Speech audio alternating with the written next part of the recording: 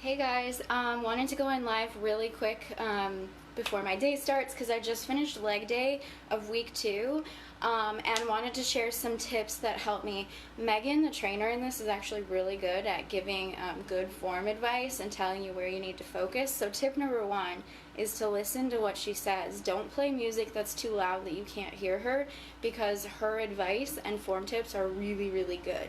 Another thing, she talks about mind-muscle connection, which is something that she speaks to my soul. Like, as a trainer, she speaks about the things that I care about. Mind-muscle connection is where you're like, okay, I'm doing biceps, so I'm gonna focus on really squeezing the shit out of my biceps, and you really focus on that muscle, so you're putting your mind and your energy there. So for leg day, especially for any of those ones where you're hinging from your hips, you want to make sure that you're focusing first on pushing your butt backwards. So you're not focusing on your back moving, you're focusing on your hips going backwards, and you stop as soon as your hips can no longer move backwards. So if you're doing a deadlift or the single leg deadlift or this one, what you're going to do is push your legs backwards, and then my butt doesn't go back any further. So I'm not going to continue down and bend from here. I'm going to stop wherever my butt stops. So make sure you're stopping wherever your butt stops. Then you're going to squeeze your butt, and that's going to pull you back together. So you're going to squeeze your butt, and it pulls you back in. So really focus on your butt, where your hips are moving. Once you stop, then you squeeze your butt and pull you in. So that's really going to help you get that mind-muscle connection in your butt. Another thing, people struggle often with side lunges, and today, truth be told, I was feeling it in my back during the squats with the asymmetrical with the weight. So tip number 3 is don't be afraid to drop weight. So I was using a 15 for those squats.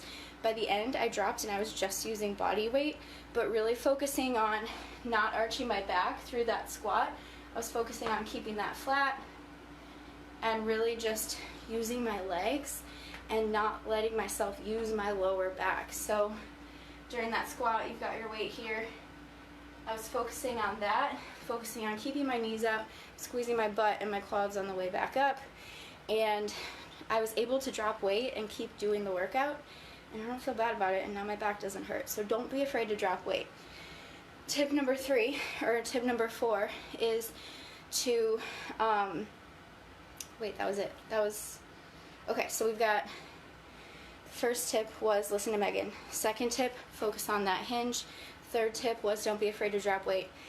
5th tip is about side lunges. So side lunges, you think it's going to be like a normal lunge or like a squat, where you kind of are doing that same motion as a regular squat, which is kind of true for that one leg. But to avoid feeling it in your back, this is one that I usually really struggle with, you have to think about it more like a hinge. So at one point, Megan says to somebody to tell her to push her hips back further, and the same goes for a squat or for a side lunge. So you're going to step out and then really focus on sticking your butt back. Don't focus on it, don't think of it as that up and down motion like a squat. Think of it more as a hinge where you're sticking your butt out behind you. So you keep this nice and flat. If you try to do it in that squat position, you're going to arch your back, and that's going to hurt your back. So make sure when you're doing that side lunge that you keep your hips and you're thinking more like that deadlift motion where you're pushing your hips backwards and not trying to go up and down like a squat. So again, that side lunge position, you're going to step out, push your hips and your butt backwards, and then push back up, and that's going to help you make sure you're not twisting your back or arching it too much and causing lower back pain. So 5 tips for you for leg day. Have a great day. Don't forget to check in after you've done your workout and let us know how it's going.